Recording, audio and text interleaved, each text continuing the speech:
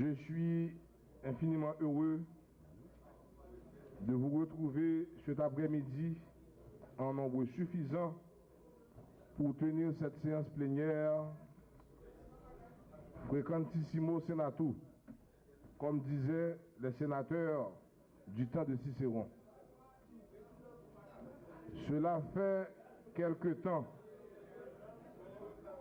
que le bureau se démène et se dévoue à rappeler aux uns et aux autres, soit par notre circulaire, soit par des appels ou SMS individuels, les obligations qui sont les nôtres envers nos mandants, qui nous ont investis de leur confiance, envers la patrie immortelle qui attend que ses fils et filles travaillent ensemble et quotidiennement pour la rendre plus prospère, plus forte et plus belle. L'onction populaire, si difficile à obtenir en ces temps de rude et coûteuse compétition, nous impose le devoir de renforcer l'arsenal juridique et légal du pays pour que la République puisse réellement évoluer en démocratie dans la stabilité et la sérénité d'un état de droit.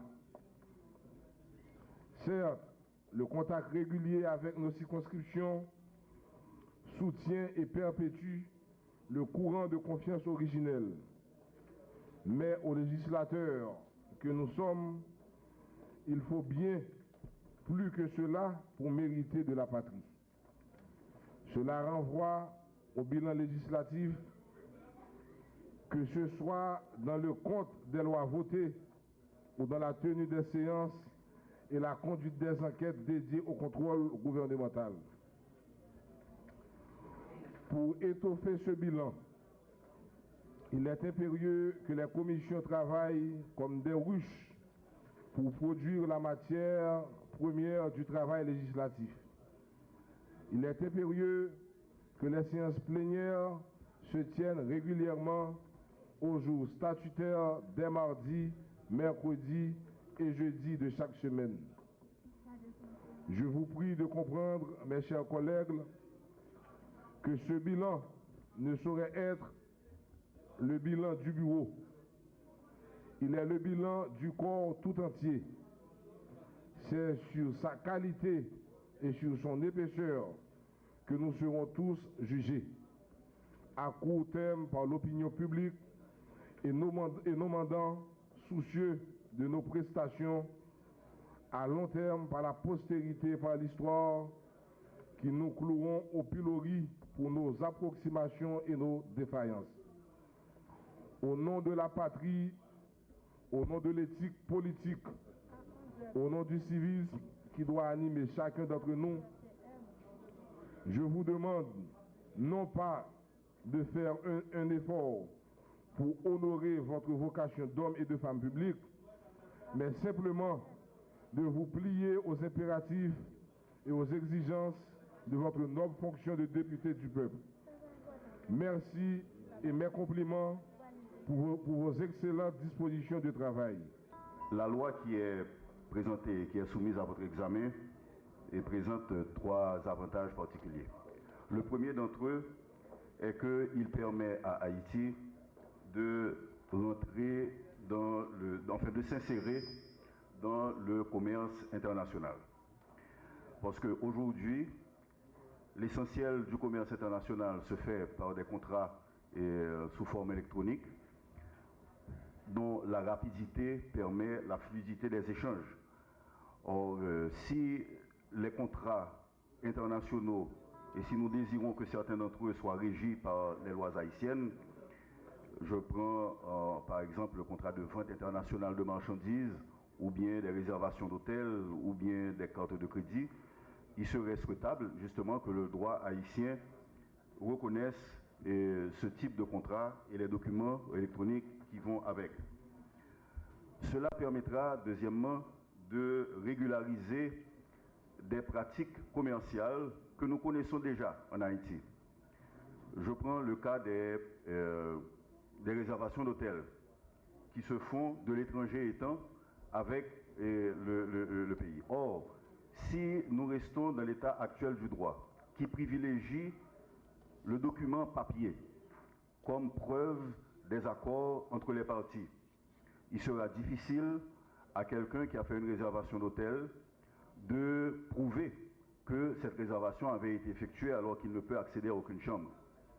Si nous prenons aujourd'hui le cas, et c'est la situation de la plupart de nos jeunes, qui utilisent ces documents non seulement pour leurs échanges sociaux, amicaux, sentimentaux même, mais aussi financiers, parce que leurs parents paient leurs études s'ils sont à Port-au-Prince, de même que ceux qui sont à Port-au-Prince peuvent financer et donner un subside à leurs parents restés en province.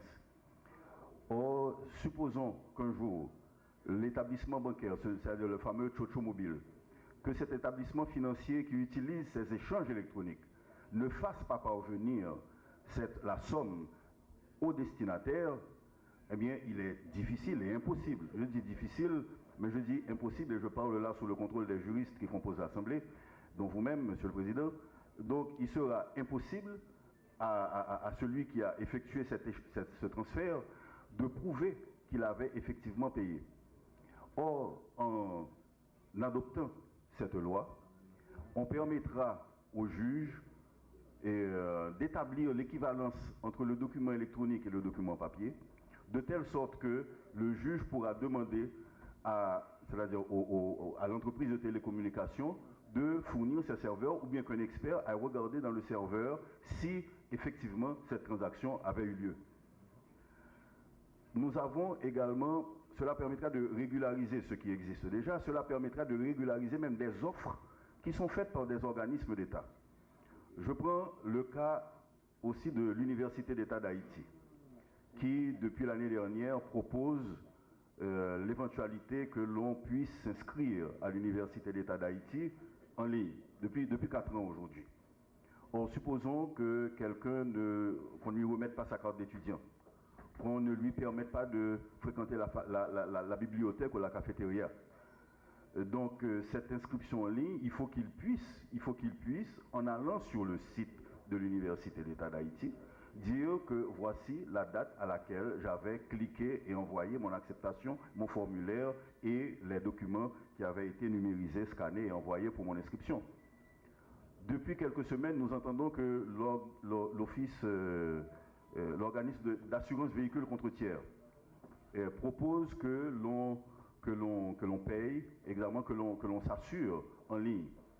Là aussi, si nous ne votons pas cette loi, eh bien, ces transactions et ces rapports d'assurance, c'est-à-dire entre assureur et assuré, ne pourront pas être... Et celui qui est assuré ne pourra pas faire valoir, puisqu'il n'aura pas un document papier prouvant ses rapports contractuels avec l'Office d'assurance véhicule contre tiers, et je pourrais multiplier les exemples en ce sens. Grand directoire pour le quid, c'est gratin le fait. Dans ce sens, président, je demande pour nous accorder on sursis sous loi ça, nous-mêmes dans le groupe, pas nous, par contre pour l'autre groupe.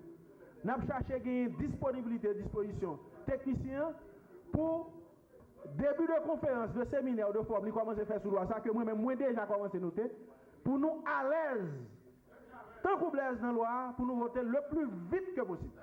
Mais on est d'accord avec nous, ça m'a dit on est capable vrai pour le ministre, même s'il n'est pas vrai, nous gagnons très peu de connaissances pour loi, sur une loi comme ça, qui de cette importance.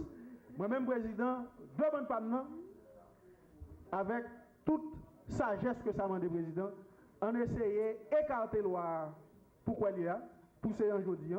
Et nous-mêmes, dans le niveau groupe, pas nous, avec la permission de mon président, nous avons invité experts là, viennent nous tout ça gagne dans le fondamental loi et à la prochaine séance ou bien l'on va fixer pour ça, c'est nous-mêmes qui avons gagné pour nous défendre et normalement.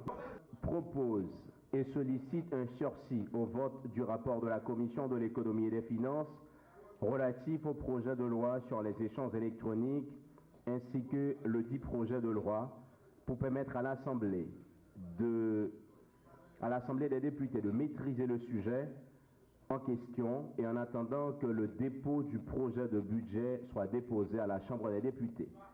Sadrach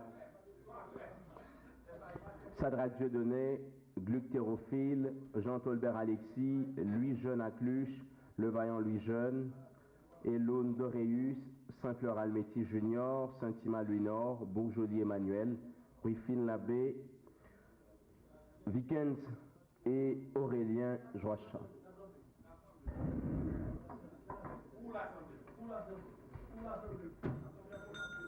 La proposition est formulée par les 10 députés signataires, est mise au vote. Ceux qui sont pour, les députés qui sont pour, les députés qui sont pour.